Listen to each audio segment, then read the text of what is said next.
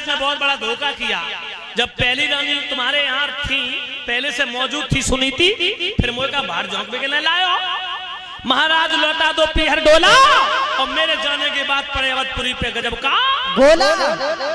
माताओं बहनों, सुरची अब तो नांगरी की तरह फुसकारने लगी। राजा बोले दासियों जाओ उसे बुला के लाओ, जैसे मैंने सारी रात समझाया, मगर उसने मेरी एक बात नहीं मानी। अब इसे संभाल ले आकर के, मेरे बस से बाहर है।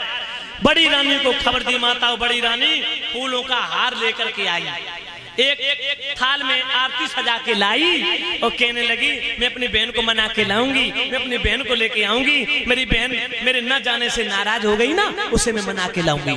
जो डोला के पास में आई बड़ी रानी सुनीति माताओं, वो धर्मपरायण स्त्री मैया सुनीति ने आकर के कहा बहन, कितनी मधुर भाषा का प्रयोग किया, बहन अंदर चलो ना, अंदर चलो ना। जो इतने शब्द निकाले माताओं, नांगन ने दया नहीं हृदय में लाई बिल्कुल। रानी सुनीति की पीठ में लात मारी, मैया मुंह के बल जमीन पर गिर पड़ी, हाथ से आरती का थाल छूट गया, पुष्पों का हार जो था वो बिखर गया। बोली क्या कह रही, अंदर चलो। हाय गजब है माताओं, पीठ में लात मारी है मैया सुनीति, लात खा करके भी अपनी सौत की, फिर भी अपने सौत के पैर नहीं छोड़े, पैर पकड़ लिए और रोने लगी। कहा बहन तूने आते ही आते स्वागत कर दिया मेरा, मुझे ये उम्मीद नहीं थी। मैंने तो ऐसे सपने सजाए थे कल से कि मेरी बहन आएगी ना, मेरी सौत आएगी ना, तो मैं सौत की दृष्टि से नहीं देखूंगी, मैं बहन मानूंगी, मैं उसकी सेवा करूंगी। लेकिन तूने आते ही आते बहन इतना बड़ा स्वागत किया। माताओं रोने लगी मैया पैर पकड़ के मेरी पीठ में मारी लात, ओ बेना मोई जाकी लाज नहीं पाई।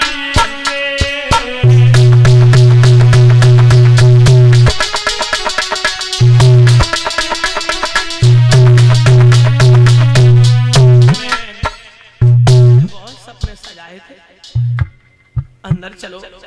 कोई बात नहीं बहन, मेरी किस्मत में तो तुम्हारे पैरों की ठोकर लिखी है। अगर तुम्हारी पैरों की ठोकर मेरी किस्मत में न लिखी होती तो क्या मेरी कोख से कोई संतान पैदा नहीं होती।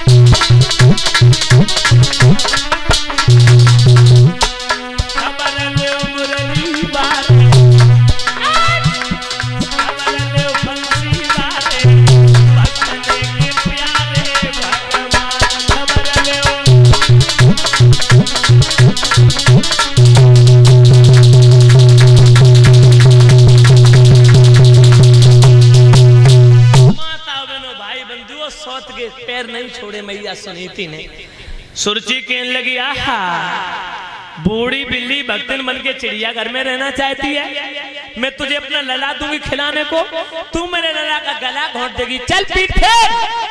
अगर तू रहेगी तो मैं नहीं रहूंगी इस घर में, और अगर मैं रहूंगी तो तू नहीं रहेगी।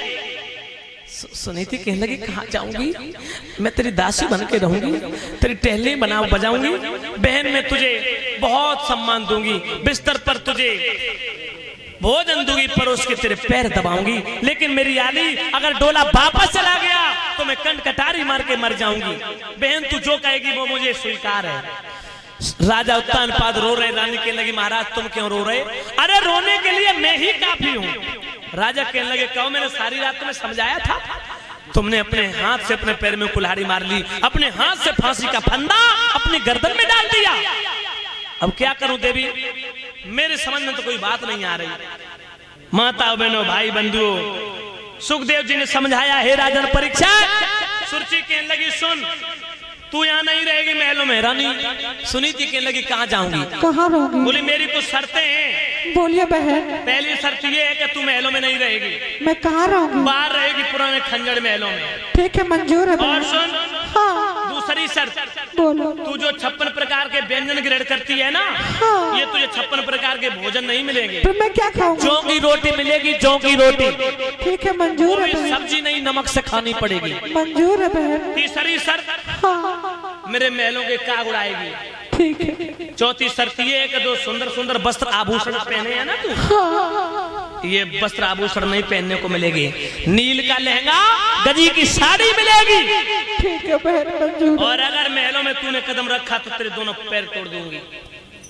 आंख उठा के देखे भी नहीं इधर। और महाराज तुम भी हमें वचन दो कि कभी मुझे छोड़ करके इसकी तरफ नजर तो नहीं उठा के देखोगे।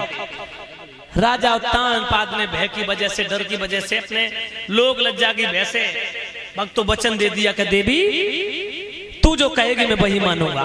ध्यान रखना माता बहनों भाई बंधुओं, ए बच्चों शांति से बैठो भाई। परीक्षित महाराज जगपति जी, मैया सुनीति ने छोटी रानी सुरची की आज्ञा का पालन किया। आते ही आते उस नांगन ने उस पतिव्रता औरत को, स्त्री को घर से निकाल दिया। कितने सपने सजोए थे ना उसने कि सौत घर में आएगी, दोनों प्रेम से रहूंगी, मैं उसकी सेवा करूंगी। लेकिन आते ही आते उसे रानी से मेहतरानी बना दिया। हाथ में बांस लेकर के महलों के काग उड़ाने लगी माताओं।